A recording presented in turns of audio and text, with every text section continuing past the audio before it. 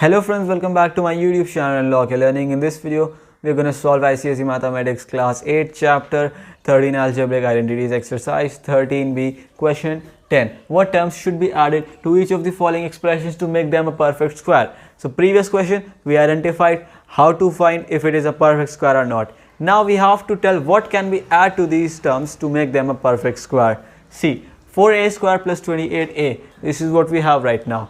In this expression, you have to see an expression will have two square terms and one middle term, right? So a square term, you will see basically it will be the square of something, right? But the middle term, it will not be a square, it will be a combination of a few products, right?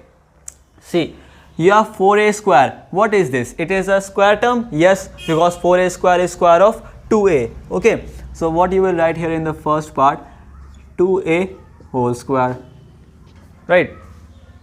Now this 28a, is it square of something? No, it is the middle term. So remember, middle term always comprises of 2ab, right? Three things will be there, 2a and b, okay? And sometimes if the expression is minus, b is minus, so minus 2ab also here, okay? So don't worry about the sign, only see 2a and b. 2ab, we have to break it such a way that we get 2 also, we get our a also, and we get our b also, okay? So first of all, first term that is confirmed is 2. Every middle term will have 2 in it, right? Then multiplied by a we have already taken out here, 2a, so this will be 2 into 2a. Now find b. When you know two things, you can find the third thing. How? See, 28a, so a is already done, clear? So a will not come. 2 into 2, 4. 4 is also done. So now 28 and 4. Divide 28 by 4. What are you left with? 7. Right. So my second term will be 7. Simple. Okay. Plus what? Now you have to find the other square term, b square. So that is the square of the second term. That is what? That we have just found. 7. So here we will come with 7 square. So see, what was missing? This part was not there, right? This we have added. So therefore, you can write here, we must add 7 square, that is 49, okay, to make it a perfect square. Clear? So this expression is done. Now, second one, you have got here 16 plus 8y. Again and again I am telling you, you have to see the difference between square term and the middle term. Square term will always be square of something, so you can easily find the square root of the square term, but middle term you will not find its square root, okay?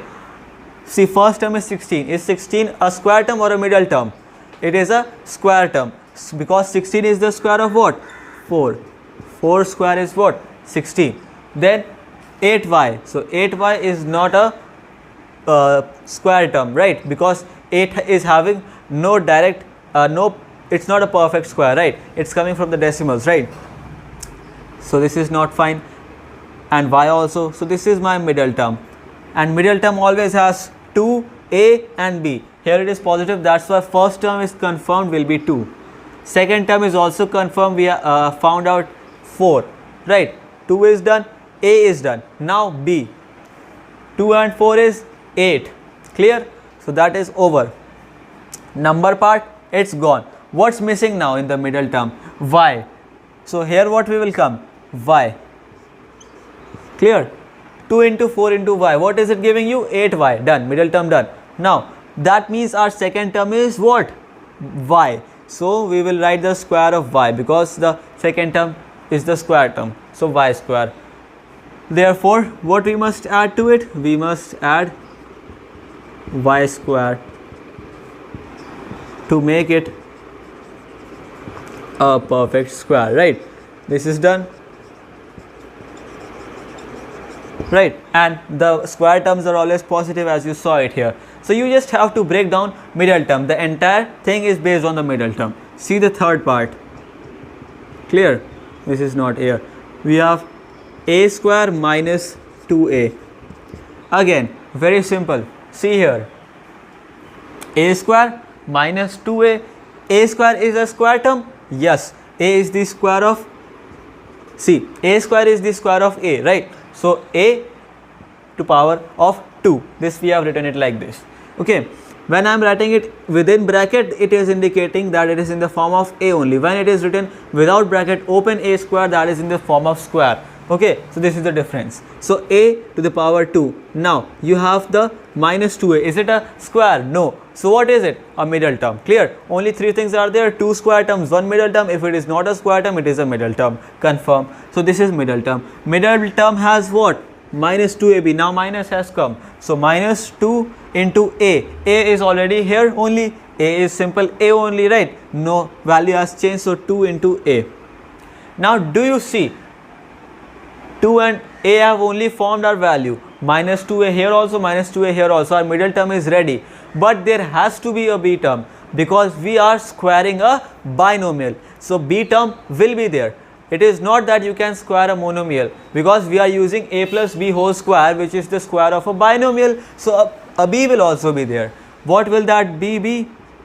1.